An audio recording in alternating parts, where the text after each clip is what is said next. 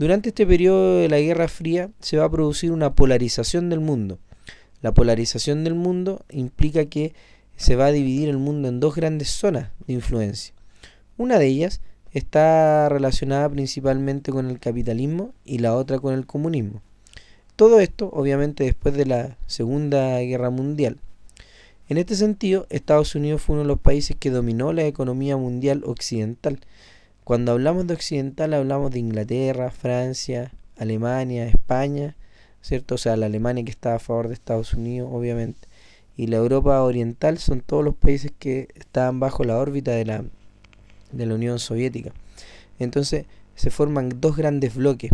En esos bloques también existieron países que fueron que fueron neutrales, que esos países, ¿no es cierto?, no dieron su apoyo a ninguna de las dos grandes potencias. Pero lo normal en el mundo era que cada uno de los países, en las distintas zonas geográficas a nivel mundial, estuviese a favor de una de las dos grandes potencias. Por ejemplo, todo lo que es Latinoamérica y lo que es Chile también estuvo disputándose por parte de estas dos potencias. En algún momento estuvimos bajo la influencia de Estados Unidos y en algún momento también la Unión Soviética logró influenciar un cierto periodo de nuestro país. Es decir, todos los países se van a aliar bajo estas dos grandes tendencias, estos dos grandes bloques. O estabas a favor de Estados Unidos o estabas a favor de la Unión Soviética.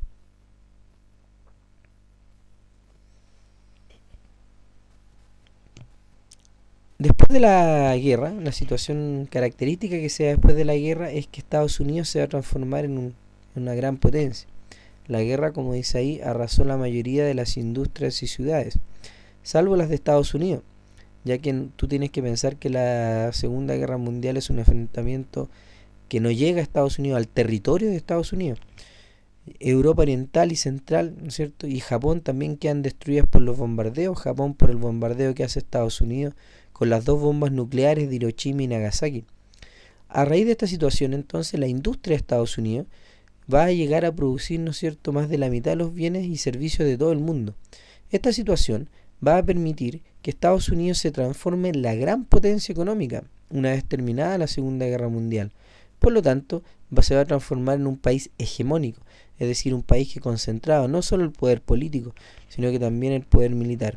De ahí entonces que después de la Segunda Guerra Mundial, la ayuda de Estados Unidos fue una ayuda vital, trascendental para todo el desarrollo, ¿no es cierto?, del mundo, y particularmente el desarrollo de todo lo que fueron las grandes, de todo lo que fue el comercio internacional y todo lo que fue la venta de las acciones y todo ese tipo de situaciones económicas.